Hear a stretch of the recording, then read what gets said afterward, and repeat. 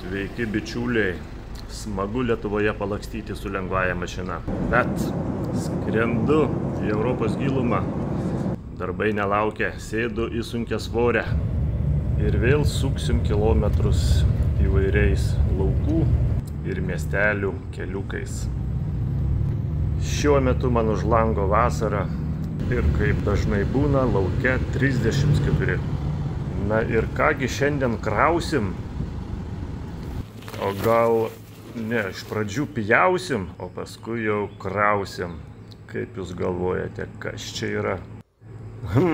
Oi, netyčia, nepykit. Šito nerodysiu, kaip pjausiu ir krausiu. Rodysiu kitą žalią produktą. Kas čia yra, kaip galvojat? Šitas geresnis ir skanesnis. Tuos lapus nežinau, ar kur nors naudoja, bet tuos stiebus tai tikrai. Čia jums ne kokie papirosai, čia rabarbarai. Jų kvapas man labai primena vaikystę. Tuoj mes paragausim vieną. Kažko tik labai jie sunkiai lupasi, ne taip kaip aš prisimenu. Jų atsikandus iškart nusikeliu į vaikystės prisiminimus. Jie labai rūgštus, net pagalvojus apie juos žandų sutraukia. Bet su cukrum pats tas. Na, o kol kiti dirba, aš randu kitų užsiėmimų. Kava Nyderlandų karalystėje yra būtinas atributas. Na, o gurkšnodamas kavą dirbu prižiūrėtojų ir matuotojų. Štai priekabos plotis 3 rabarbarai.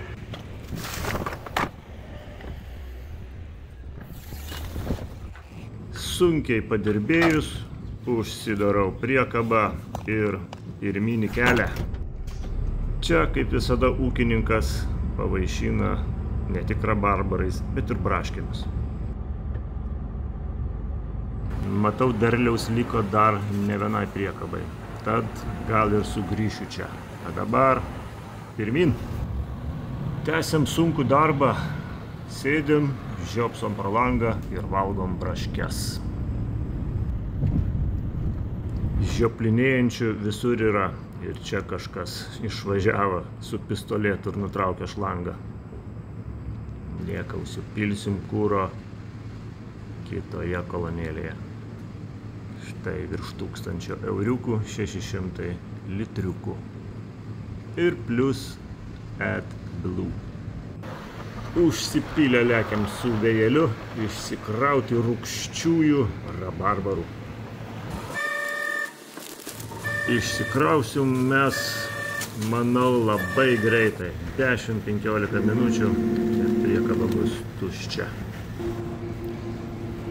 Traktoriukas štai krauna kažkur tai ant transportinio diržo ir jie važiuoja kažkokiais nežinomais keliais.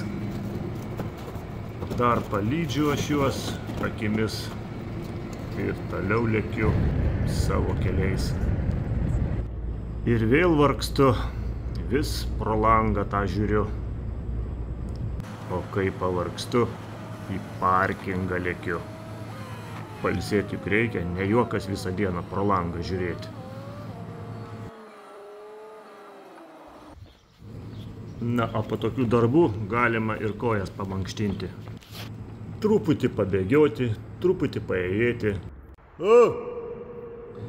Truputį pašūkauti. Su sutiktu katinu pašnekėti. Laukinė žąsis mieste pakalbinti. Na ir šiaip labai smagu į ramų vandenį pažiūrėti. Tad po tokių sunkių darbų arkliškai šalkau. Einu ėsti.